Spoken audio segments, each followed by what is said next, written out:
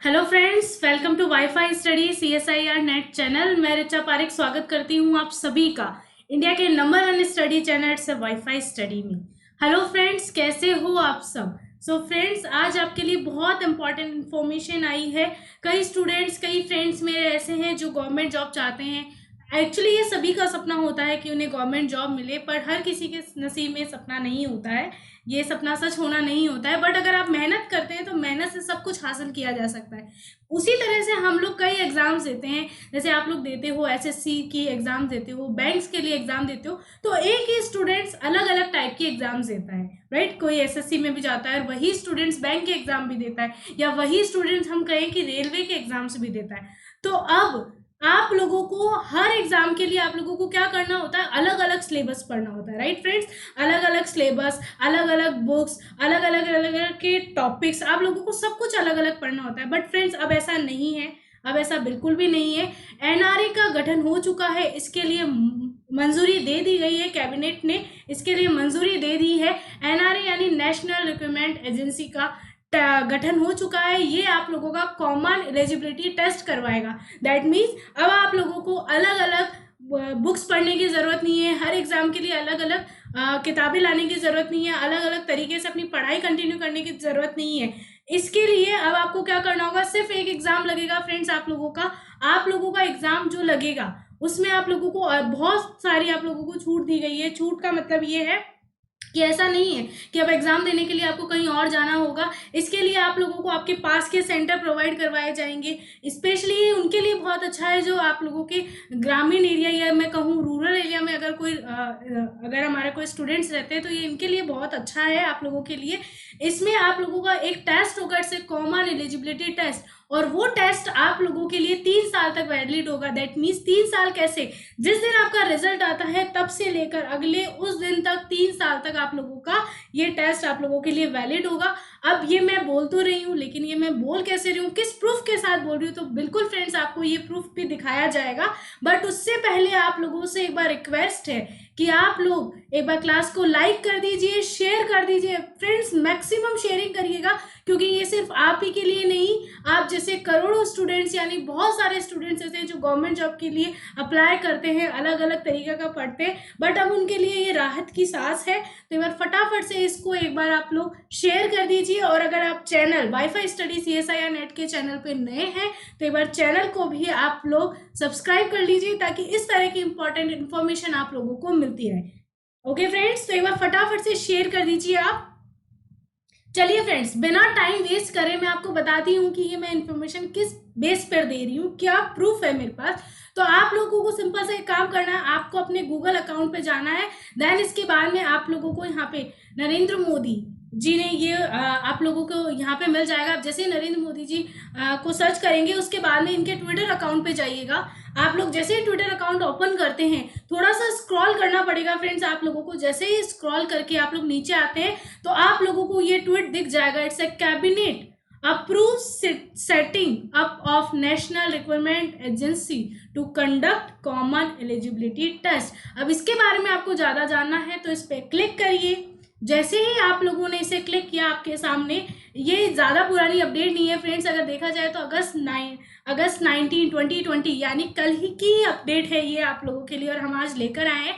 यहाँ पे आप लोग जैसे स्क्रॉल करके नीचे आएंगे, आप लोगों को दिख जाएगा cabinet approve setting of national recruitment agency to conduct common eligibility test. That means cabinet ने अप्रूव कर दिया NRA के लिए कि वो अपना CET करवा सकता है, that means common eligibility test. अब ये टेस्ट क्या होता है, क्या नहीं होता है, तो उसकी सारी डिटेल्स आप लोगों को दे रखी है। Requirement, reform, a major bond for the youth. ये यूथ के लिए बहुत इंपॉर्टेंट इन्फॉर्मेशन है कि आप लोग अलग अलग तरीके से पढ़ते हो, अलग अलग चीज़ें पढ़ते हो, अलग अलग मतलब आप लोगों का एक तरह से ये बोल सकते हैं कि एकदम दिमाग एकदम पजल्ड हो जाता है हर चीज़ को अलग अलग कॉन्सेप्ट से पढ़ने के लिए। तो अब इसके लिए बहुत आप लोगों को सिंपली कर दिया है। यहाँ पर अगर आप लोग देखना चाहें तो आप लोगों के लिए यहाँ पे जो कैबिनेट यानी जो इसको कंडक्ट करेगा, जो रिक्वायरमेंट एग्जामिनेशन जो बैठेगा, उसके बारे में भी दे रखा है।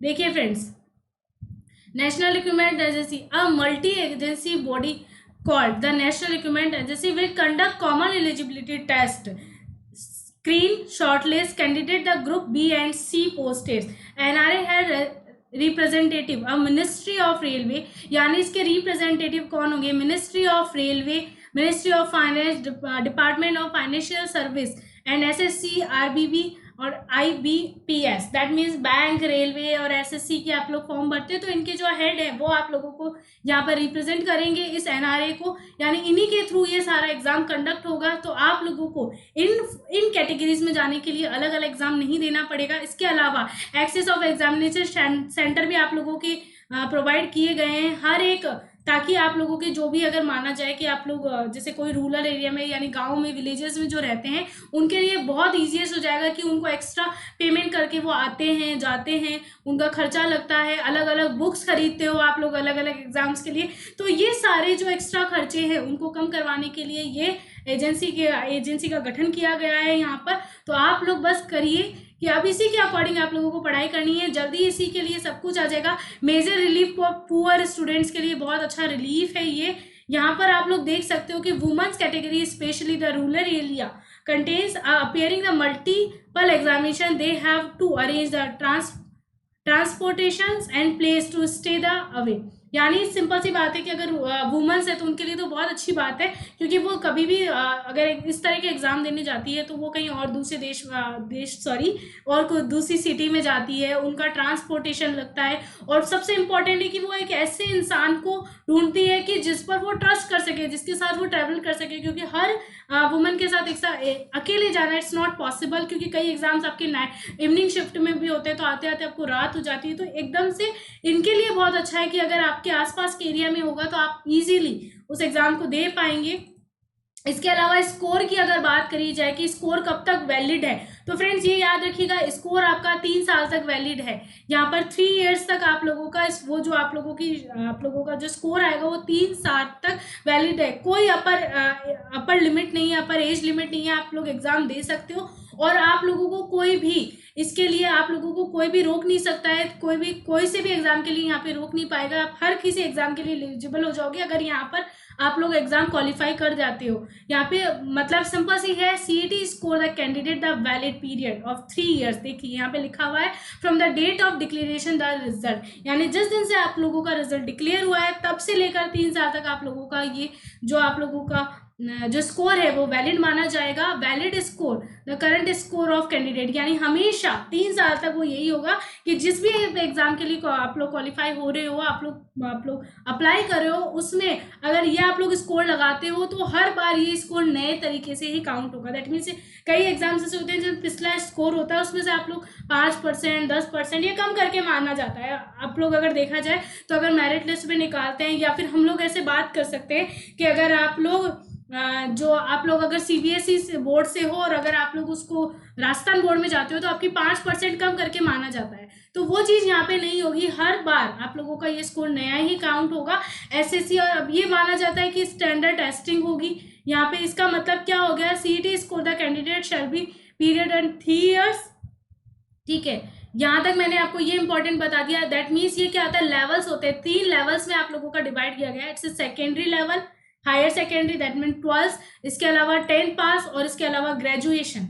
इन तीनों लेवल्स में आप लोगों को एग्जाम दे सकते हो, यानी आप लोग ये एग्जाम 12th के बाद में भी दे सकते हो, 10th के बाद में भी दे सकते हो, अगर जो एग्जाम आपके हो सकते हैं। ठीक है, उसके अलावा आप ग्रेजुएशन के बाद में भी दे सकते हो। तो हर के लिए आप लोगों का हर तरह का एग्जाम आप लोगों के लिए अवेलेबल है। स्टाफ सिलेक्शन कमीशन यानी SSC, railway requirement board RRBS and by the Institute of Banking Personnel Selection IBPS based on the screening done at the CET score level, यानी ये सब आप लोगों का सीईटी का स्कोर लेवल आप लोगों का डन करेंगे, क्योंकि ये एजेंसी आप लोगों के यहाँ पे आप लोगों का ये गठन कर रही है। यहाँ पर हेड कौन होंगे, इन्हीं के आप लोगों के मिनिस्टर, रेलवे मिनिस्टर, जैसा कि मैंने आप लोगों को बताया था।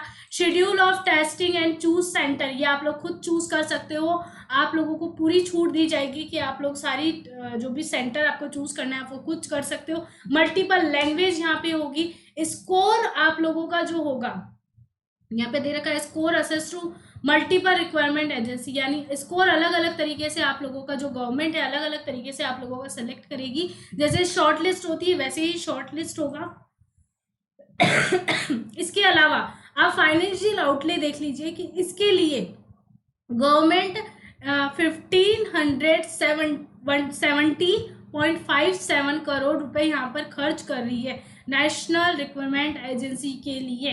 तो सोचिए फ्रेंड्स, कितना अच्छा आप लोगों के लिए अपॉर्चुनिटी आ गई। अब आपको अलग अलग बुक्स पढ़ने की जरूरत नहीं है, सिर्फ एक ही तरह से आप लोगों को पढ़ाई करनी है और इसमें सेलेक्ट होकर आप लोगों को अपना जो गवर्नमेंट जॉब का सपना है उसको पूरा करना है। Thank you so much. आज के लिए इतना ही। आई होप आप लोगों को इन्फॉर्मेशन बहुत काम आएगी आप लोगों के।